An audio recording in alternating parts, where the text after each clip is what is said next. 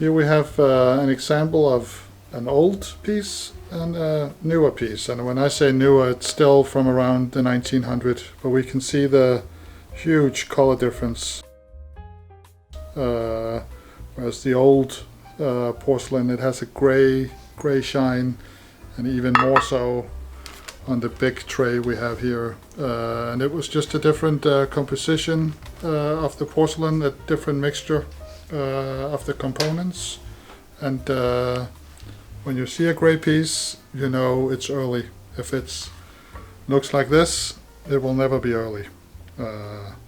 Here we have an old piece of Royal Copenhagen, and we can see from the mark that it's from somewhere around 1800. But this is a good example of what can happen through production. If we look at it here, you can see that it's been sinking here, and it was it's normal in the production when it's being burned. If there was not enough support, then it bends a little bit down, but back then it was not really an issue. It was still sold, and you know, it's not a second, which they of course didn't do back then. And here we can also see there's a little bit of missing glaze, and back then it didn't mean anything when they dipped, and in the burning it might have gotten off.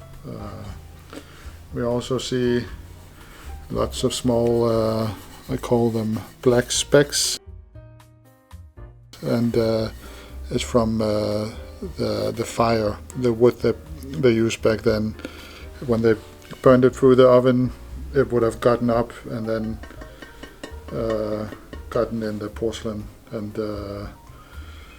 it's very normal, probably normal up until the 1930s, 40s, and in today you don't really see it, but it was because they use electric oven today, but back then it's just part of the process.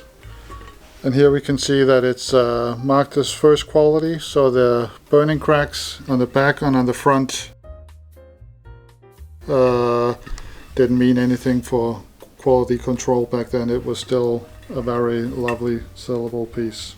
We have here, I don't know if it's possible to see it, but that's from that's like iron inclusions from iron that is coming out of the porcelain, and it's also very normal. Gives it special character. And here we have a piece. It's a piece, and it's probably produced somewhere in the 60s and 70s from the painting. And then we look on the back, and then they forgot to put on the Royal Copenhagen mark, and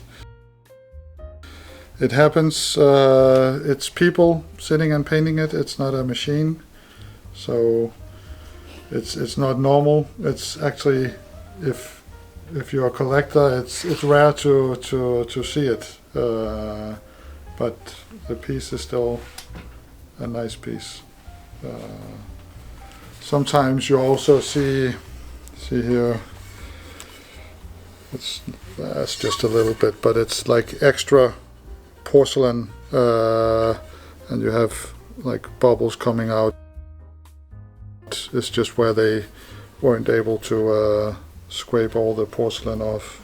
Whenever they burned it the first time, they had to clean it, and from moving it to the ovens, dirt or other material could have gotten on the piece. And here we also have a piece where there's a little indentation. It can look different on different pieces, but it's quite normal, and they just try to glaze over the piece. Sometimes they managed and sometimes they didn't.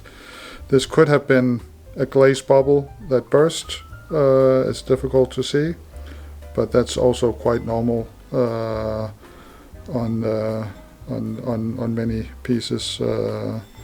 And here we have an example of where there's a little indentation. If the person hit the porcelain when it was soft, then you get an indentation. And most often they didn't figure it was a problem, so they glazed over it, and then you see it in the trade.